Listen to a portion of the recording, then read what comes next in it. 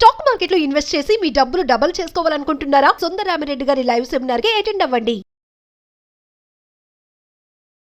నమస్తే రమగారు. నమస్తే జయ. చందమామ కథ ఒకటి చెప్తారా? పూర్వం అట కేరళ రాజ్యంలో రసార్ణవుడని ఒక ఆయుర్వేద వైద్యుడు ఉండేవాడట. ఆయన చాలా కాలం గురు శుశ్రూష చేసి ఎన్నో గ్రంథాలు చదివి వైద్యం చేసేవారు.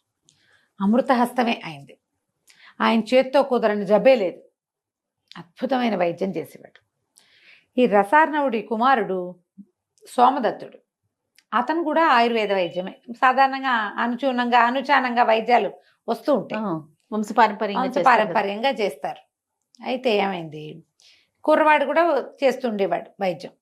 ఈయనకి ఒకసారి ఏమనిపించిందంటే, నేను ఇంతకాలం గురు శుశ్రూష చేసి మా నాన్నగారి దగ్గర ఎన్నో తాళపత్రాలు ఉండి నేను ఎంతో భక్తి తత్పరతతోటి ఈ పని చేస్తున్నాను. అనుచానంగా వస్తుంది కాబట్టి నా కొడుక్కి కూడా వచ్చింది, కానీ నాలాగా వీడు చేయలేకపోతున్నాడు. నా అంత అనుభవం వీడికి రాలా. అందుకని ఏదైనా ఒక దైవ సహాయం లభించాలి. నాడి చూసి వైద్యాన్ని వీడి జబ్బు ఇదేని పసిగట్టగలగాలి. వాడి చేత్తో ఏది వచ్చినా తగ్గిపోవాలి. దీనికి ఏదైనా ఒక దైవ సహాయం తీసుకుందామని అనిపించింది. ఆయన కొడుక్కి తన వైద్య వృత్తి అప్పచెప్పి, ఇల్లు వాకిలి ఆశ్రమం అన్నీ అప్పచెప్పి, తోటలు దొడ్లు ఉన్నాయి, ఇవన్నిట్లలో ఈ మన మూలికలు అవి ఉండేవి. తపస్సుకి వెళ్ళిపోయాడు. ఆయన 3 ఏళ్ల పాటు చాలా తీవ్రంగా అశ్విని దేవతల కోసం తపస్సు చేశాడు. అశ్విని దేవతలు కొంచెం సులువుగా ప్రత్యక్షం అవుతారు. మనం ఇంతకు ముందు కూడా ఒక కథ చెప్పుకున్నాం. అయితే ఈ దేవతలు ఇద్దరు ప్రత్యక్షం అయ్యారు. ఏం కావాలి నీకు అని అడిగితే, ఒక అద్భుతమైన వైద్యం చేయగలిగే చెట్టు, దానివల్ల కుదరని జబ్బు లేకుండా చేయమని అడిగారు. ఇవ్వమని అని అడిగాడు. ఒక మూలిక అలాంటిది ఇవ్వమంటే వాళ్ళు ఏం చేశారట, కొన్ని గింజలు ఇచ్చారు. ఒక గింజలు ఇచ్చి, ఈ గింజల్ని పాతిపెట్టు, దీని నుంచి ఒక మహావృక్షం వస్తుంది. ఇది స్వార్థరహితంగా చేసినంతకాలం దాంతో ప్రతి జబ్బు తగ్గిపోతుంది. స్వార్థం లేకుండా చెయ్యాలి. స్వార్థరహితంగా చేసినంత కాలం పనిచేస్తుంది. దీనికి ఒక ఫలం కాస్తుంది. అది స్వర్గ ఫలాన్ని ఇస్తుంది, అమృత ఫలం. అది స్వార్థంతో తీస్తే మాత్రం రాదు. స్వార్థంతో తీసారా వేరే అడ్వర్స్గా వచ్చేస్తాయి. ఆ పండు కోసాక ఇంక ఈ చెట్టు లాభం లేదు అని చెప్పారు. ఈయన బీజాలు తీసుకుని మళ్ళా కేరళ రాజ్యానికి వచ్చేసాడు. వచ్చాక తన వాకిట్లో ఒక పక్కగా మంచి ఈశాన్య దిక్కున ఈ అద్భుతమైన గింజల్ని, దేవతలు ఇచ్చిన గింజల్ని నాటాడు. చూస్తూ ఉండగానే ఒక చెట్టు మొలిచింది. తక్కువ రోజులుండి అది మహావృక్షమైంది. దాని ఆకుతో తలనొప్పి, కడుపుల నొప్పి, వీపు నొప్పి, వేలు నొప్పి, పడింది గాయం, కాలిన గాయం అన్నీ నయమైపోయేవి. ఆకులు కోయటం, చూర్ణం చేయటం, ఇచ్చేయటం, రసం తీయటం, ఇచ్చేయటం, ఆకులు తీసి పుండు మీద వేస్తే మానిపోతుంది. దీనికి చిటారు కొమ్మన ఒక ఎర్రని అద్భుతమైన అంత ఫలం కాసింది. ఒకటే. వచ్చిన వాళ్ళందరికీ రసార్ణవుడు చెప్పేవాడు, అది విషఫలం, ఆ కండు కోయకూడదు. ఈ ఆకులు కూడా తండ్రి కొడుకే పనిచేస్తాయి, వీళ్ళే కోస్తారు, వాళ్ళకే కదా అది వచ్చింది. అవును. చక్కగా వైద్యం చేసేవాళ్ళు. జరిగింది కొంతకాలం జరిగాక రసార్ణవుడు పెద్దవాడైపోయాడు. ఆయన మరణించే సమయంలో కొడుకుని దగ్గర పిలిచాడు. నాయన, విషఫలం అని చెప్పే కానీ అది విషఫలం కాదురా, అది అమృత ఫలం. ఓహో. ఈ చెట్టు ఆకులు నువ్వు స్వార్థం లేనన్నాళ్ళు నీకు పనిచేస్తాయి. స్వార్థం నీ బుద్ధిలోకి వచ్చిందా, ఈ ఆకులు పనిచేయి అంటే కొడుకు అన్నాడు. సోమదత్తుడు ఆతృతగా, నాన్న నువ్వు అమృత ఫలం అంటున్నావు, చచ్చిపోయేందుకు సిద్ధంగా ఉన్నావు, ఆ పండు కోసి నువ్వు తీసుకుంటే నువ్వు బతుకుతావు, మన కోసమే కదా అశ్విని దేవతలు ఇచ్చింది అంటే ఆయన చెప్పాడు, కాదురా నాయన, ఆ పండు కోసామా ఇక ఈ చెట్టు పనిచేయదు. ఓహో. ఈ చెట్టే మన జీవనం. ఈ చెట్టు వల్లే అందరికీ జబ్బులు తగ్గుతున్నాయి. ఈ చెట్టే మన ప్రఖ్యాతి. స్వార్థం రాకుండా చూసుకో,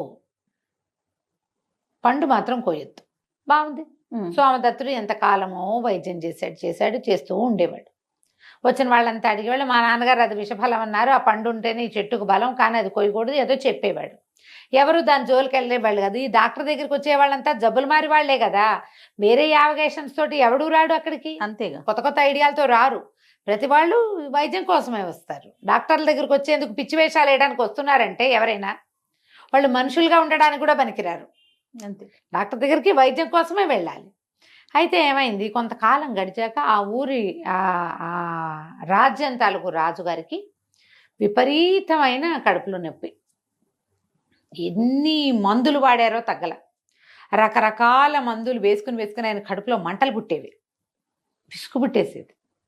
ఇంతలో ఎవరో చెప్పారు, రసార్ణవుడి కుమారుడైన సోమదత్తుడు అద్భుతమైన మూలికా వైద్యం చేస్తాడని, అతను చెయ్యి పడితే తగ్గిపోతుంది.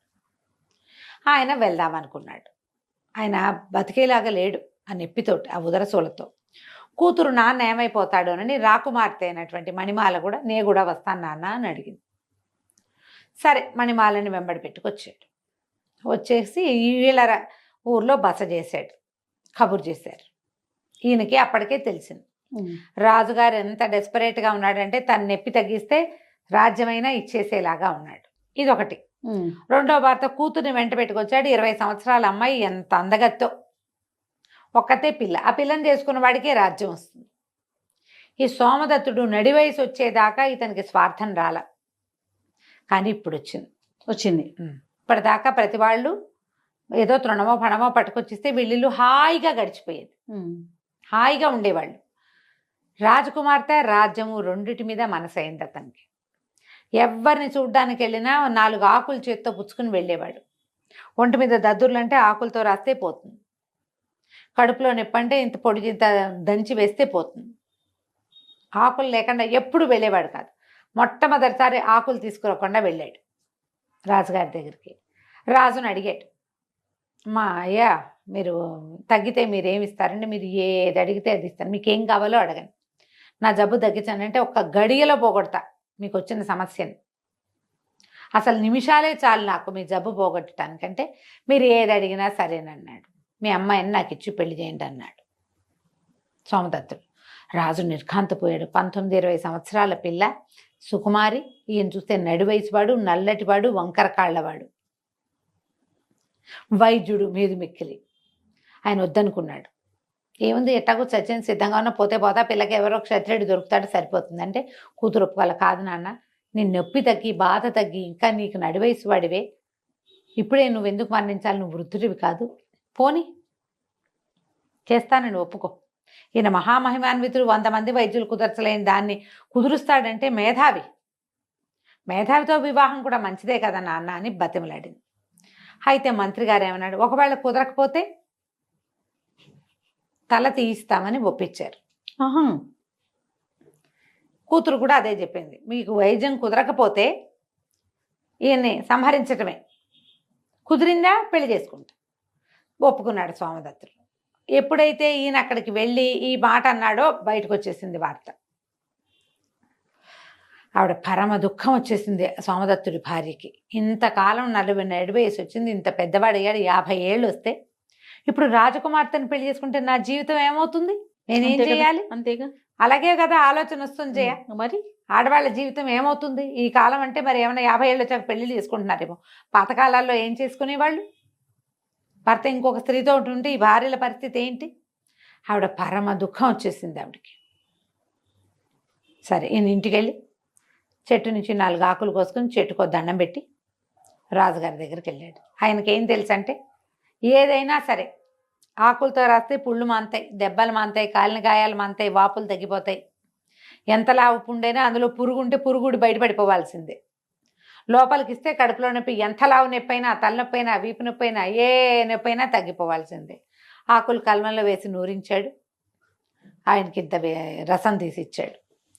రసం తీసి ఇచ్చిన 5వ నిమిషానికి డాక్టర్కి రాజుగారు కింద పడి దొర్లిగింతలు పెట్టడం మొదలుపెట్టాడు. కడుపులో మండిపోతోంది, విపరీతమైన నొప్పి, ఈ బాధ భరించలేకుండా ఉన్నానంటే అందరూ నిర్ఘాంతపోయారు. ఈ సోమదత్తుడు వెనకాల చాలామంది వచ్చారు. వాళ్ళందరికీ తెలుసు సోమదత్తుడి చేత్తో, ఎడం చేత్తో ఆకురసం ఇచ్చినా తగ్గిపోవటమే. రాజు ఎందుకు అలా అయిపోయాడో తెలియలా. సోమదత్తుడు కూడా అర్థం కాల. ఇప్పటిదాకా ఎప్పుడు తన తండ్రి ఆ గింజలు తెచ్చిన రోజు నుంచి ఈ రోజు దాకా ఈ 30 సంవత్సరాలు 30 సంవత్సరాలు ఆయన ఫెయిల్ అయిందే లేదు. వీళ్ళు ఏమన్నారు, ఏమిటి వైద్యశేఖర కత్తికి రెడీగా ఉన్నారా అని అడిగితే, నన్ను ఒక్కసారి ఇంటికి వెళ్ళి చూసి రానివ్వండి అన్నాడు. ఈయన ఇంటికి వెళ్ళేసరికి చెట్టు బోసిగా ఉంది, ఆ కాయలేదు. విషఫలం కదా అది. ఇంట్లోకి వెళ్ళాడు. దుఃఖంతో అయిపోయింది. ఎందుకంటే ఎప్పుడైతే ఆ చెట్టు కాయ కోయబడిందో ఈ ఆకులకి మహత్యం తగ్గిపోయింది, మహత్తు. ఈ ఆకులు రాజుగారికి ఇస్తే రాజుగారికి ఏం పని చేయలే. ఆకుల వల్ల చెట్ల మందు వల్ల కడుపులో మంట వచ్చింది ఆయనకి. ఇప్పుడు ఏం చేయటం, లోపలికి వెళ్ళేసరికల్లా బాకెట్లో ఎక్కించి గుమ్మంలో కడుగు పెడతారు. కాగితం కనపడింది. కాగితంలో రాసింది, మీ జీవితానికి నేను అడ్డంకి కాదల్చలేదు, రాజకుమార్తెను పెండ్లాడి హాయిగా ఉండండి, విషఫలం తిని మరణిస్తున్నాను అని రాసింది. ఈ విషఫలం ఎవరు కోసారు? భార్య కోసింది. ఈయనేమో స్వార్థంతో మందిచ్చాడు. ముందే స్వార్థంతో మందిచ్చినందుకు అక్కడ పని చేయలే. ఫలం కోయబడింది, ఇంకా ఎప్పటికీ ఆ మందు ఆ చెట్టు పనిచేయదు. అంతేగా, 2 విధాలా నష్టపోయాడు. ఇటు భార్యను కోల్పోయాడు.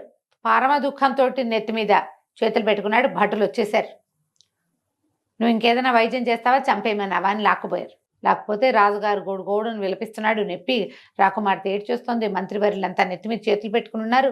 ఈయనకి కత్తి తెగటార్చటానికి నుంచునుంటే ఆకాశంలో నుంచి ఒక అశరీరవాణి వినపడింది, నా భర్తను క్షమించండి, అతను మొత్తం జీవితంలో మొట్టమొదటిసారి స్వార్థానికి లోనయ్యి ఈ పొరపాటు చేశాడు అని ఆకాశంలో నుంచి ఒక మూలిక కింద పడింది. ఈ మూలిక రసం తీసి రాజుగారికి ఇవ్వండి, రాజు స్వస్థుడవుతాడు, నా భర్తని శిక్షించకండి అని మాయమైపోయింది. ఆ మూలిక రంగరించి సోమదత్తుడే ఇచ్చాడు ఆయనకి. మూలిక వేసుకున్న కాసేపటికి రాజుగారికి కొత్త మంట పాత నొప్పి 2 పోయినాయి. స్వస్థుడైపోయాడు. ఆయన రాజకుమార్తెను తీసుకెళ్ళిపోయాడు. సోమదత్తుడు ఇంకా జీవితంలో వైద్యం చేయలే.